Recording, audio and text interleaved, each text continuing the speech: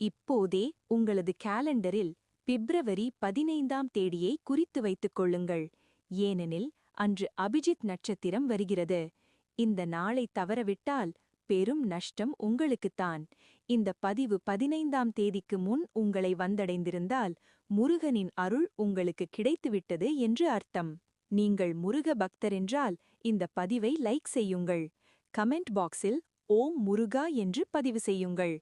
Cosmic ராசி தமிழ் சேனலை subscribe பண்ணுங்கள்.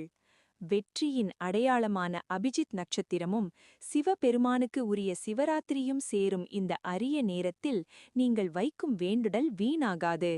நீண்ட நாட்களாக தீராத பிரச்சனைகள் கூட இந்த நாளில் வேண்டினால் வெற்றியில் முடியும் என்பது நம்பிக்கை.